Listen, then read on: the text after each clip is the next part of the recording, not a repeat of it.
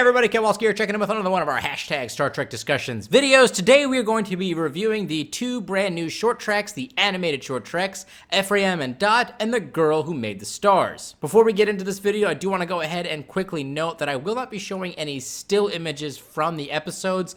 This is my kind of evolution of content covering for animated shows for Star Trek and really animated things in general because of the whole COPA thing happening on YouTube. I'm trying to lean forward into the new requirements that are coming in January. If you guys aren't familiar with the whole COPA thing, go check out some of the links I have down in the description that'll kind of let you know of it. But basically any content that's children-esque related could potentially be demonetized and unlisted and all these other crazy things that potentially could happen. And if I don't mark that stuff as children related, that I could get into a whole lot of trouble with both the federal government and on YouTube. So sorry to say, I will not be showcasing any of the still images or videos from the actual episodes. With all of that being said, let's go ahead and talk about these two short treks. Now, the first one, Ephraim and Dot, it's the one I watched first at least. I loved it. I thought it was really, really great. Even though it was only about 6 or 7 minutes long in terms of the actual episode length. You know, they got little trailers and stuff at the end and the beginning. But the episode itself was about 6 or 7 minutes long there, and I thought it was just great. I thought it was a lot of fun. It was definitely geared towards children and definitely trying to be cutesy and whimsical and kind of just something to enjoy as both a Trek fan, because they packed in so many Easter eggs into that, little episode, but also for new fans or even younger fans who might just enjoy kind of these cutesy little characters kind of bouncing around on screen. Speaking of all of the different types of Easter eggs and kind of hints and stuff like that that they shoved into this little episode, we have information from a whole bunch of different episodes, including The Man Trap, Space Seed, Who Mourns for Adonius, The Doomsday Machine, The Naked Time, The Savage Curtain, The Tholian Web, The Trouble with Tribbles, The Wrath of Khan, and The Search of Spock. And The Search of Spock. The Search of Spock. The Search of Spock.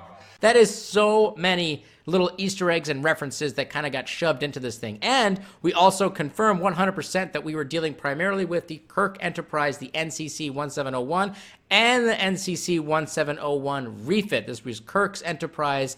I guess you could kind of add up a couple other people there, maybe Spock's Enterprise for the refit, but primarily Kirk was in charge of both of those enterprises. These are Kirk's Enterprises, and we obviously did get to hear actual lines from the original series from Kirk and Khan and all that stuff like that inside of their little preview piece that we kind of featured in a different video that I did the other day. So it was really cool to hear their voices and to see them kind of on screen. I really loved all of that stuff there. The only thing that was not so good was the fact that there was kind of a snafu, and a lot of people do get this wrong, but it's kind of a snafu on their part, which is that they showcased the NCC 1701A when it should have been the NCC 1701 refit, which doesn't have the -A over it. Just so you guys know, the difference there is in The Search for Spock, Kirk does the self-destruct thing, and it kind of explodes over the Genesis planet. That's still the refit. The -A one was when they did the actual next Enterprise, the one that kind of breaks all the time and doesn't really work super right at the beginning of that particular film there. So it's kind of an honest mistake, but it's frustrating that this being an official Star Trek production, that they would get something simple so wrong. But I'm really more frustrated with the fact that Secret Hideout and Alex Kurtzman set themselves up in a position where they can continue to be heavily criticized for not respecting the Treks of the past and kind of Star Trek canon, which they've been criticized a lot for in the past, and the fact that they put the wrong, ship classification, ship registry number on there is kind of frustrating, because I know a lot of other people are going to zero in on that and kind of mock this short trek, which it doesn't deserve, because I thought it was a lot of fun. The main premise of this short trek, getting into a little bit of the spoiler territory, is that the Ripper tardigrade character is trying to lay its eggs, and it decides to do that inside of the engine room on the TOS Enterprise. But after the eggs are laid inside of there, because it's looking for a nice warm place, that is when the Dot 7 sees the Ripper, kind of moving around and kind of being a threat to the TOS Enterprise, and we kind of engage in like a Tom and Jerry kind of battle with each other, kind of chasing each other around and bumping into things, very cartoonish in that regard. And then we show like the Ripper kind of using its abilities as the tardigrade to go through the mycelial network to follow the Enterprise through time as it's trying to get back on board to get its eggs. And then eventually, right after the Enterprise is self-destructed over the Genesis planet in The Search for Spock, is when the Dot 7 realizes what was kind of going on and why Ripper was trying to get back on board, and it saves all the 8 little tardigrade babies, and then it opens itself up on the inside, and all the little baby tardigrades fly out, and they all go off into the mycelial network together. So I thought it was nice and cute, very simple, definitely geared towards children, and definitely not intended to be taken seriously. All right, so the next short track, The Girl Who Made the Stars, was a rather simplistic story. It was kind of what I originally theorized it would be, which is basically to say that it's a bedtime story that Papa Burnham is telling to Michael Burnham because she is afraid of the dark. And really all it is about a young girl in Africa who is in a village who is all afraid of the dark. Everyone there is afraid to go out after dark because the stars are not in the sky. That's part of the story, is there are no stars in the sky, so when the sun goes down, it's just pitch black out there beyond the fire that they have, and they're afraid of the darkness, and they call the darkness the night beast, and it's just represented by a giant cobra snake thing. And all that to say is the farming, that the lands that they were farming in this part of the village was dying out, and they needed more land to go and farm at, and in order to get to new land, they had to travel overnight, which nobody wanted to do, but she decided to do it. While she was out doing that, kind of breaking the rules, a alien ship crash land near her village. She goes to it while being chased by the night beast. I guess we should have probably said spoilers at some point. And she arrives at the crashed ship, and there's this alien being which has no name, doesn't really have any kind of defining features to it, so I'm not quite sure what race of being it is.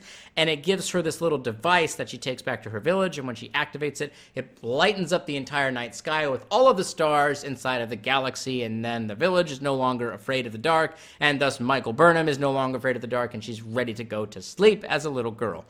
I don't think that this is intended to be taken too literally here. It was a nice, simple little story. It was a little weird for a Star Trek story to have this kind of element in there, but I think it was just trying to be like a sweet little fun story just to kind of throw out there. It's not intended to be taken literally, in my opinion. I definitely don't think that they're trying to do any kind of heavy alpha canon shifts with the origins of the universe or how things were working back in the day or any of those things like that. I think it's literally just a bedtime story for Michael Burnham, who's hanging out with Papa Burnham on this space station thing or whatever it is. It's not quite clear if they're on the station where they get killed at in the Discovery seasons, but it is clearly some kind of a space station, I believe, kind of in orbit above a planet. So she's just afraid of the dark, and I think that's all that it's really intended to be. I didn't really hate that short trek. Again, it was kind of just a little strange, but at the same time, though, fine. I didn't really have feelings about it either way, as opposed to the Ephraim and Dot one, which I was much more attached to because I like the Dot 7 characters.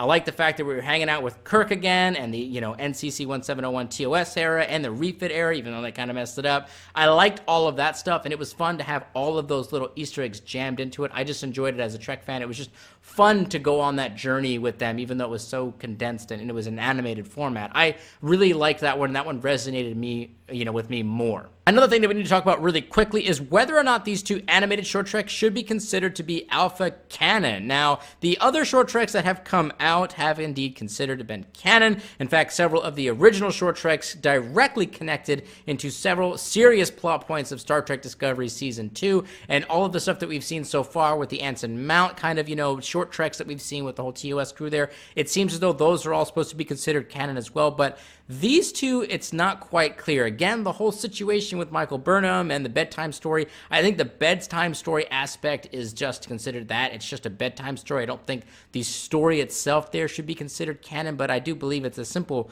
canon addition that Papa Burnham told different bedtime stories to his daughter. I don't think that addition is too weird. The Ephraim and Dot one, however, is a little bit more kind of serious, and that is, not only are they trying to imply that there is a Dot 7 robot that appears to have some kind of sentience to it, possibly even emotions, just based off of the way that it was kind of acting in relations to the tardigrade, but that they engaged in a Tom and Jerry style battle over about a 20-year period. That seems to be a little bit of a stretch, in my opinion. I don't think that they're trying to modify canon with the whole NCC 1701A / refit situation. I think that was just a simple error on their part, but this whole situation with the Dot 7 and the tardigrade seems to be a little kind of crazy. But as far as I know, unless they specifically state that these short treks are not canon, they are alpha canon. So yes, they are to be considered as such. But I am definitely curious as to what you guys think about that for sure. Anyways, guys and gals, that wraps up for today's video. I am very curious to hear what you guys thought of these two short treks. Did any of them connect with you, or did neither of them connect with you at all? And what did you think about Kirk coming back? I'm seeing the NCC 1701 refit and the inclusion of the .7s and all that other stuff like that. I'm curious to hear what you guys and gals thought of those two short treks, and possibly some theories as to who that alien being may have been that gave the, African child that little kind of device thing. I'm curious to hear some theories regarding that. Get those comments up down below, and let's go ahead and get the conversation started. Live long and prosper, my Trekkies!